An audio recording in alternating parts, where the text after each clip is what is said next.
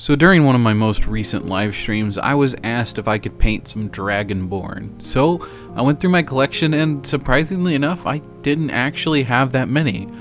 I thought I had at least 3 or 4, and I may have some in the pre-painted pile, but these were the 2 that I had that were not painted yet.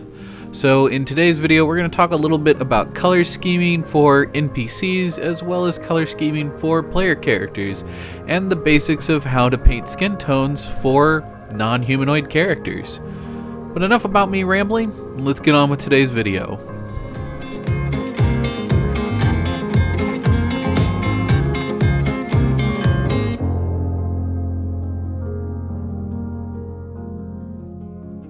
Yeah, so basically, like I said, these were the only 2 Dragonborn I had, which was strange to me because I genuinely am convinced that I had more at some point. So I'm gonna have to go looking for those, and if not, then I guess I'm gonna have to rebuy them, which is okay, but it's not great. But in the meantime, these were the 2 that I had. Now, like I said, I was asked on a live stream, how would I paint Dragonborn, and I said I would make it this week's video, but we can't just do things the normal way. We need to do things a little bit different. And by different, we're going to take a book out of Goobertown Roulette and we're going to let dice decide. And so we're going to use our dice and we're going to roll off to see what kind of Dragonborn we get.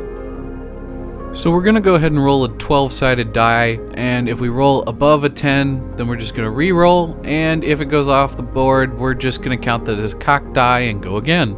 So here we go. On the first one, we got the number 9, which ends up being a silver dragon.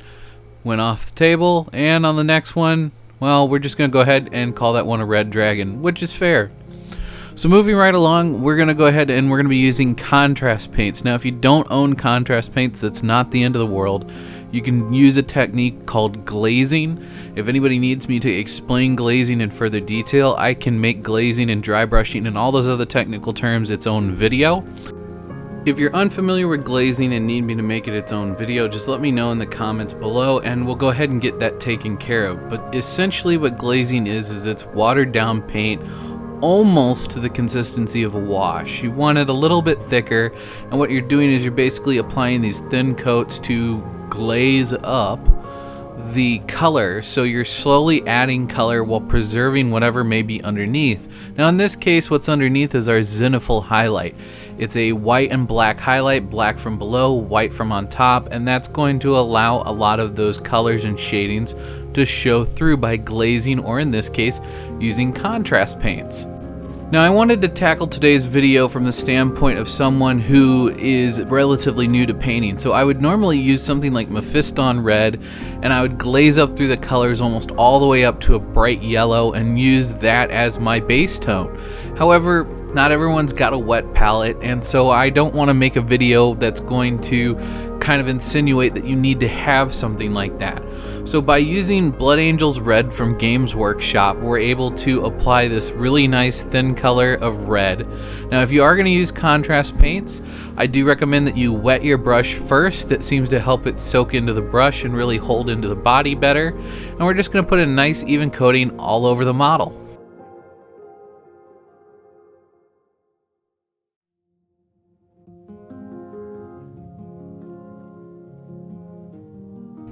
Now just to save a bit of time, I have gone ahead and done a lot of the metal colors both on the silver dragon by using metal color Vallejo silver, and in this case on the armor I have done gunmetal gray, again metal color by Vallejo.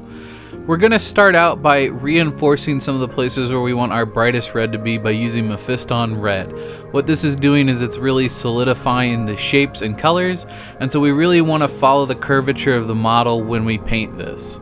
Next, we want to think about where our light sources are coming from. In this case, I'm painting it as though it's directly above. So the tops of the feet, the hands, and the face are all going to kind of get hit with this mixture of a Jericho orange and Mephiston red. Now, if you don't own Jericho orange, you can just mix a little bit of yellow paint into your red, and it gets to a pretty similar color pretty quickly. Moving right along, we want to go ahead and add more yellow in. In my case, I've been using Uriel Yellow, but you may have Everland Sunset, and that's just fine. Any yellow will really work here.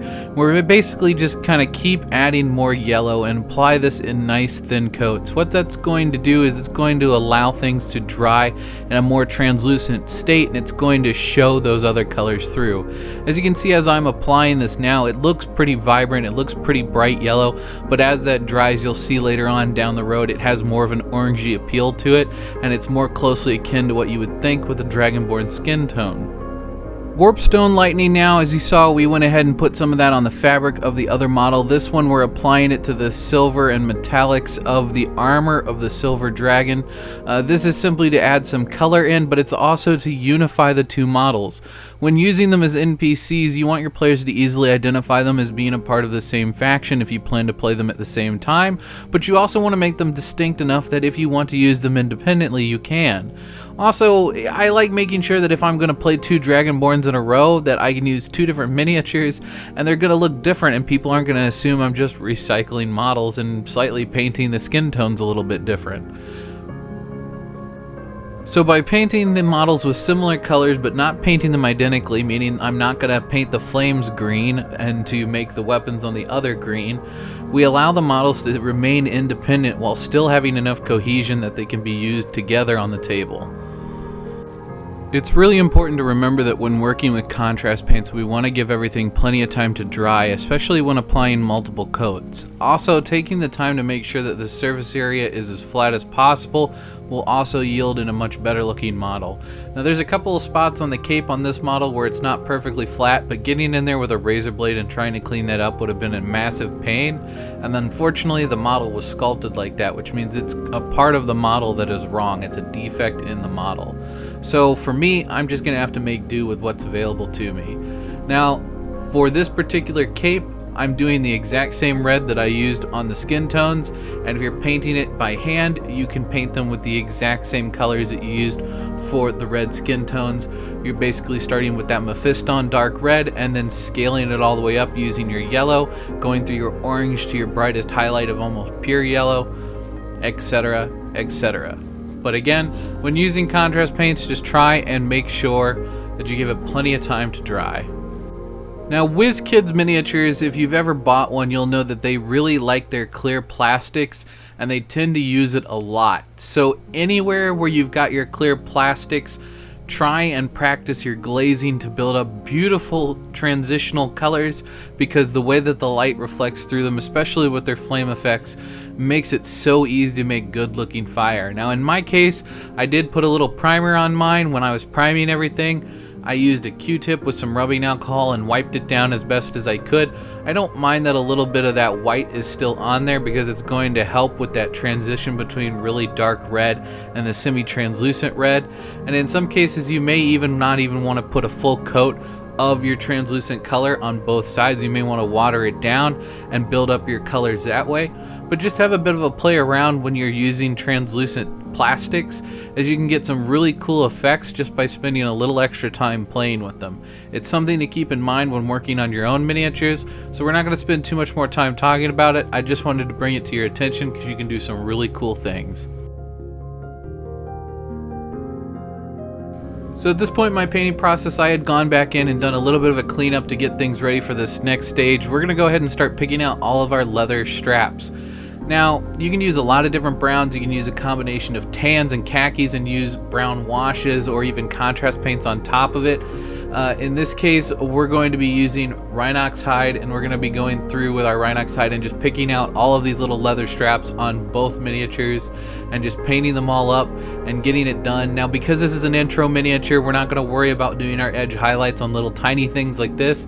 We're only going to worry about the large objects such as like the capes and the weapons and things like that. So let's go ahead and move on.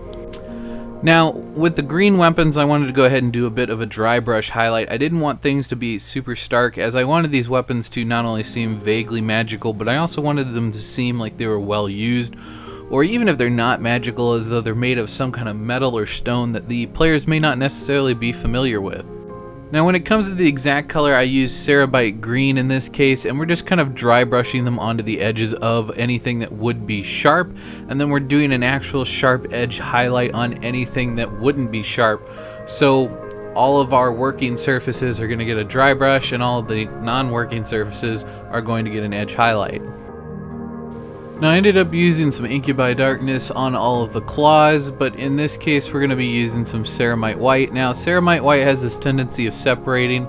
You'll see I don't even bother trying to mix the paint back up because it separates so quickly.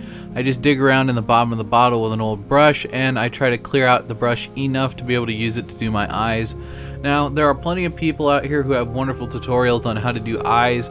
Personally, I tend to cheat, and I like to do the white eye effect, which is where you just kind of put in a vague dot of white where the eye should be, or a vague dot of black where the eye should be, depending on if you want the character to feel sinister or not. In the case here of the Silver Dragonborn, we probably can just go ahead and leave this one black.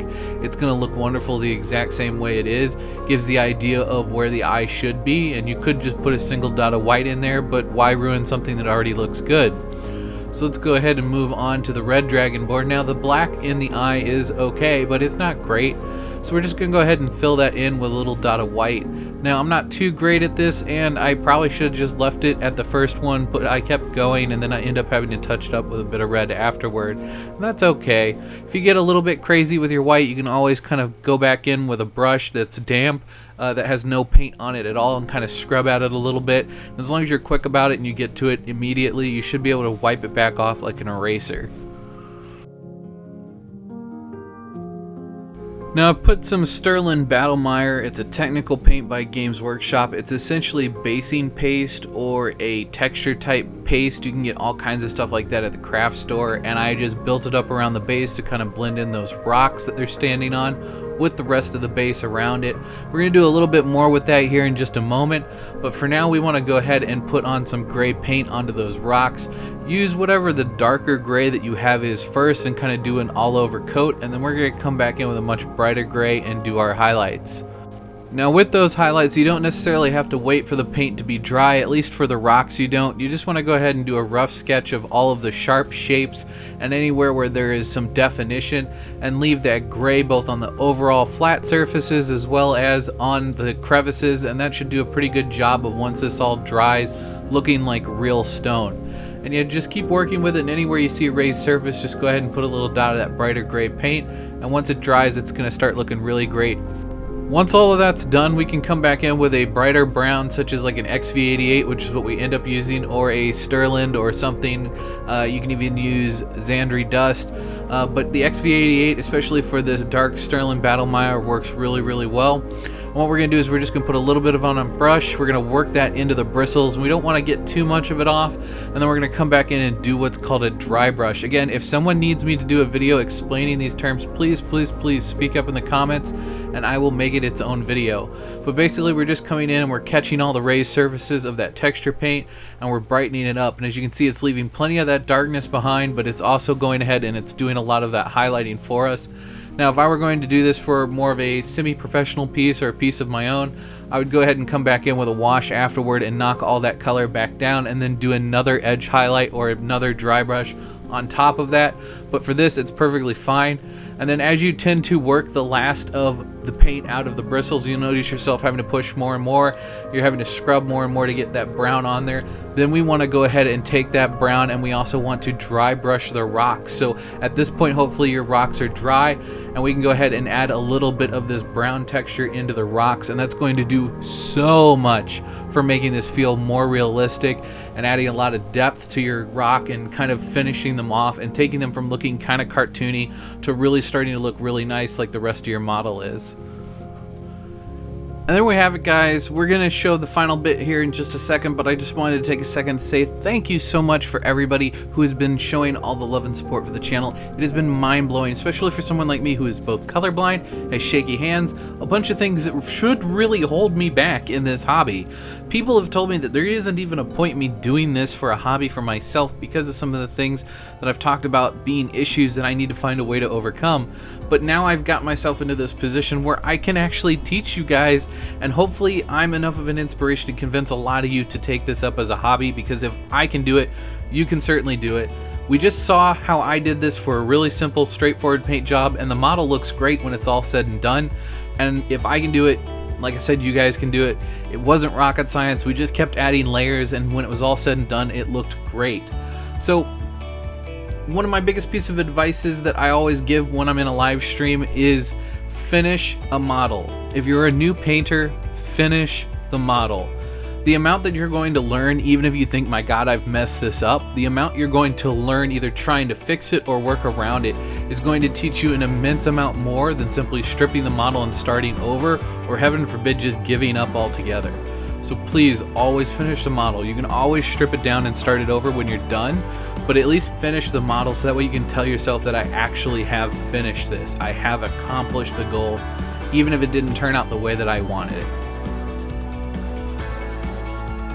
And there you have it, guys. This is a really unique way of doing miniatures that can be both unified and independent on the table, whether it be NPCs or player characters. It's a really great way to kind of unify paint jobs to let everybody know that these guys are together, but they are distinctly different characters.